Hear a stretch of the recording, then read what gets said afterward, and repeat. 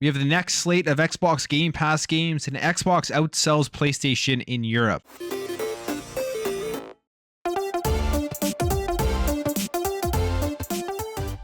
So we got the announcement of March's second half slate for Xbox Game Pass games, and I'd say the theme around this release is the idea at Xbox games. There's lots of indie games coming in this second month, and some that are actually very exciting. So firstly, we have the one I'm most excited about coming tomorrow to cloud, console, and PC, and that is Shredders. This is a snowboarding game that was shown off a while ago. I believe it actually got delayed a little bit. Then we finally got this official release date for March 17th, and they've been showing off videos leading up to the release of this game on their Twitter and on their YouTube, and the game just looks absolutely incredible. It looks like a spectacular snowboarding game, more of a simulation style, which I'm very excited to see because we haven't really gotten too many snowboarding games lately, and this one just looks incredible. I can't wait to jump in tomorrow. Up next, we have the Dungeon of Nahulbeck, the Amulet of Chaos, coming to cloud, console, and PC, also available tomorrow, and it is a tactical RPG. Never heard of this game, but graphically looks really cool. The characters look interesting, the voice acting sounds decent, and it's like that Fire Emblem style of gameplay where you're just going around positioning yourself in order to take out your enemies. And it seems like there's like dialogue options and all that type of stuff, so it could be a fun game to jump into. Then we have Tainted Grail Conquest, which is coming to console only, and that is coming on March 22nd, but they say here that you explore the ever-changing maps, fight with deadly enemies, and learn what happened to the cursed island of Avalon in this unique, infinitely replayable story-driven hybrid between a deck-building roguelike and an RPG game. So, like that says, it is a deck-building style of game where you're figuring out the best methods in order to fight your enemies. It looks pretty cool. The actual enemies and the characters in the world looks interesting as well. So if this is something you're into, you'll be able to check this out. I haven't played a game like this, so it's kind of just a new style of game that you don't see very often, or at least you haven't seen yet, I don't think, in Xbox Game Pass. Next, we have Zero Escape, the Nonary games, coming to cloud, console, and PC on March 22nd. And this is a Japanese style of game, a narrative game, kind of a point and click type of thing. When you go through here, you can see the Japanese art style, and this is a game, or I guess it's a series of games that was adapted from the Nintendo DS. So they had to take kind of like that dual screen touch controls and then adapt it to be able to be used on a controller and a console. That's what I believe this is all about. But yeah, narrative style driven game. If you're into that, you're going to be able to play that. I believe you can even just kind of like watch the game and just do like the novel style instead of actually playing it, if that's what you want to do. Next up, we have Norco coming to PC on March 24th, and you're playing in a Southern Gothic point-and-click style narrative adventure in the sinking suburbs and verdant industrial swamps of a distorted South Louisiana. Your brother Blake has gone missing in the aftermath of your mother's death. In the hopes of finding him, you must follow a fugitive security android through the refinery, strip malls, and drainage ditches of suburban New Orleans. So, sounds pretty cool. It's a point-and-click style, so it may not be for everybody, but hey, if you're into those like very narrative style where every choice you make counts, and you have many different choices that is going to affect the outcome of what comes next, this one here could be for you. And you can see the art style here, kind of old school, kind of that old school like pixelated, and then the point and click like back on the old PC games, and you have kind of mini games and stuff that happen as well. So definitely another different unique game coming to Xbox Game Pass. March 24th, F1 2021, the racing game, is going to be making its way onto console through EA Play, so that's a big one.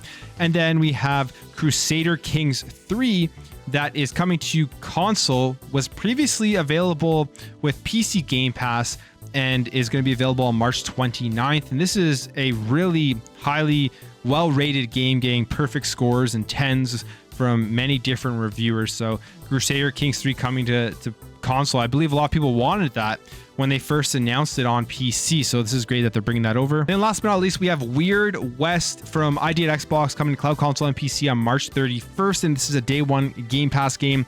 This one looks really cool. It's like a Wild West fantasy style where you're in the Wild West and you're also using magic and stuff. It's like an action style, and you can play in many different forms. Like you can go and just attack your enemies, you can do stealth, and it just looks like it's going to be a pretty fun experience. So excited for this one coming March 31st. And now there's another game here that wasn't actually mentioned in that release of the next slate of games, is a Memoir Blue, which is coming to Xbox Game Pass as well on March 24th. And this is from Annapurna Interactive, who have released a bunch of awesome games into Xbox Game Pass. And you can see here from the preview on Steam that it is just another narrative-driven style of game. You're going through an adventure, going through your turbulent childhood and your relationship with your mother and stuff like that. So another one there, March 24th, that will be available on Game Pass. So there you have it. That's the second slate of games coming to Game Pass in March. For me, the big one here is Shredders, which I will be jumping in tomorrow. Absolutely can't wait for it. So jumping over here, looking at the sales for Europe. Now, last week we got the sales for the US, and the big thing out of that was that the Xbox had outsold the PlayStation 5, which to me, for February, was very surprising considering the fact that Horizon Forbidden West had come out, and you would think that that huge first-party game would definitely play a part in pushing more of those PlayStation 5s. Xbox didn't have a big first-party game in February, so you would think it would kind of slow down a bit the hardware sales for Xbox, which obviously was not the case. Now, obviously, supply issues do play into this a lot. If you can't get a console, you're not going to be able to buy it, which may push you to a different product. The thing is, both Xbox and PlayStation are definitely having supply issues. What I think is playing a huge role in this is just the availability of the Xbox Series S, which they do mention in this article as well for Europe, but just having that option to get a cheap console that plays all of the newest games and actually does a great job at it, I think is pushing a lot of people to going ahead and purchasing the Xbox hardware. So let's just quickly take a look at the numbers here for the European monthly charts for February. Let's take a look here at the highest selling game, which of course, to nobody's surprise, is Elden Ring. It was Europe's biggest new IP since The Division in 2016, and the biggest game launched since Call of Duty Vanguard in November of last year.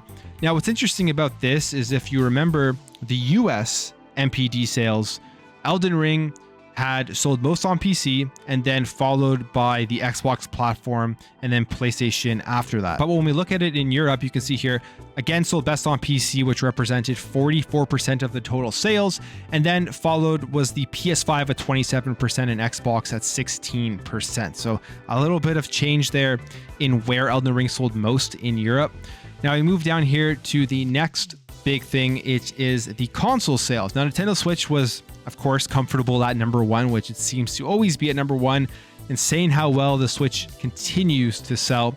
And in terms of overall hardware sales, they were down 32% in Europe, and they were down 44% compared to February of last year, which I don't think is a big surprise with the pandemic kind of closing out. Things are getting back to normal. People are going to be spending less on staying inside and playing video games compared to where they were last year. But then when we look at the second place console in Europe for February, it was the Xbox Series, followed by the PlayStation 5 after that.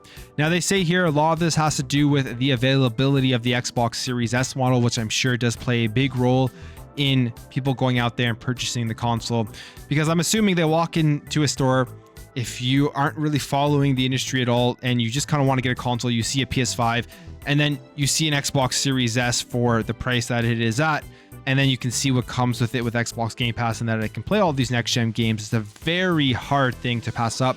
And on top of that, I mean, it's going to be more available. You look around, it's generally the console that you can sometimes walk into a store and just pick up, where it's almost impossible to do that with an Xbox Series X and the PlayStation 5. But overall, I mean, this really speaks to the strategy Xbox has chosen with this generation, with that lower tiered priced console, and it's paying off, and it's going to continue to pay off.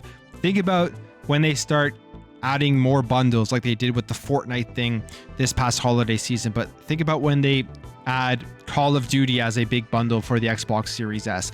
We know that Call of Duty can go up to 120 frames per second on the Series S, so it'll be a huge marketing thing they're going to be able to employ. And then, hey, maybe they even reduce the price of it at some point, which will just be a console that's almost impossible to pass up. Anyways, guys, that's it for me. Let me know what your thoughts are on the Xbox Game Pass second half release for March and the Europe sales numbers and Xbox outselling the PlayStation 5. If you enjoyed this video, make sure to hit that thumbs up button. If you're new here, you enjoyed what you saw, consider hitting that subscribe button. Thank you all for watching. Thank you for your support, and I'll catch you in the next video.